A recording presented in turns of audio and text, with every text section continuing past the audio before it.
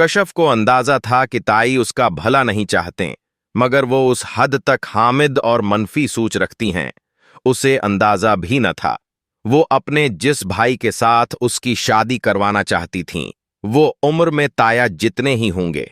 किया बराई है मेरे भाई में, लड़के की उम्र नहीं देखी जाती। इसके साफ इनकार पर ताई ने जमीन आसमान एक कर दिया।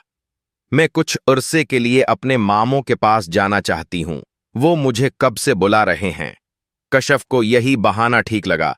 शमाइला ने उसे मशूरा दिया था कि उसे अपने किसी नाली रिश्तेदार के पास चले जाना चाहिए। इस वक्त तुम चली जाओ, उनको बता देना कि ताई के इरादे किया हैं। कम अज कम कुछ तो करेंगे। वो शाम को ताया आएंगे तो कहूंगी, उसने शमाइला से कहा। फिर डरते डरते रात को ताया से मामों के घर जाने की इजाजत ली तो खिलाफी तौक़्क़ा उन्होंने सुकून से दे दी। फिर बीवी को देखा, चली जाए, भले जितना मर्जी रहे वहां, हमने तो कभी न रोका। वो लोग ही संजीदगी से कभी तुम्हें ले जाने के इरादे से न आए। उन्होंने हस्बी आदत तंज किया। सारी जिंदगी तो हमने तुझे बर्दाश्त किया, अब वो साहब अपनी खिदमतें करवाएंगे। अगर उन्होंने कहीं उसकी शादी करवा दी तो ताई से उसका वजूद बर्दाश्त न होता, और शादी की सूरत में जहीज वगैरह का बंदोबस्त करना भी उन्हें मंजूर न था। अगर कोई रिश्तेदार उसकी शादी करवा देता तब भी कश्फ के पैसे और जीवर तो उन्हें वापस करने ही पड़ते। इस वजह से वो उसे अपने हाथों से निकलने न देती थीं। हली वारदात को 5 माह गुजर चुके थे। अभी तक वो पकड़े न गए थे। सब ठीक जा रहा था। अब तो उन्हें उस काम में महारत भी हो गई थी। सुबह ताया दुकान पर जाने के लिए जल्दी निकल गए तो वो ताई के मना करने के बावजूद बैग लेकर राकीली ही जाने को निकली। वैसे भी मामों के घर का पता उसे अच्छी तरह मालूम था। सड़क पर वो किसी रक्षा को हाथ देने ही वाली थी कि बिल्कुल उसके सामने एक सुज़ुकी आ रखी और तेजी से एक आदमी ने उत्तर कर उसके मन्ना पर रोमाल रख दिया। ये सब इतनी तेजी से हुआ कि कशफ को कुछ समझने का मौका न मिला और दूसरे ही लम्हे उसका जहन तारीकियों में डूबता चला गया। आस की आंख खुली तो वो एक बंद कमरे में चारपाई पर लेटी हुई थी। चकराते सिर को थामते हुए उसने उठने की कोशिश की तो याद आया कि मामों के यहां जाते हुए उसे रास्ते में अगवा कर लिया गया था। उसने बौखलाकर चारों तरफ निगाह की, फिर तेजी से उठकर एक बंद खिड़की खोलने की कोशिश की। वो खिड़की को पूरा जोर लगाकर खोलने की कोशिश कर रही थी कि दरवाजा खुला और 3 अफराद अंदर दाखिल हुए। उनके हाथ में बंदूकें थीं। मुझे जाने दो, प्लीज, मुझे वापस जाने दो, वो हंसती रियाई अंदाज में चीखने लगी। आए लड़की, खामोश हो जाओ, ज्यादा शोर न मचाओ, वकास ने गरज कर कहा। खबरदार, मेरे करीब मत आना वरना मैं खुद को मार दूंगी। मुझे जाने दो, बचाओ, कोई है? लड़की, चुप हो जाओ। शेर उसने हाथ उठाकर उसे खामोश करना चाहा।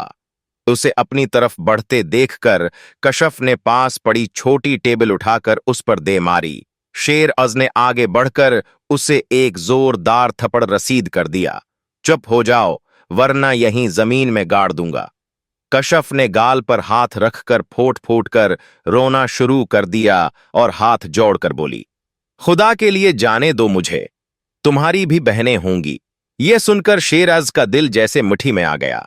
कुछ नहीं कर रहे हम तुम्हें, हमें सिर्फ तुम्हारे घर वालों से रकम चाहिए।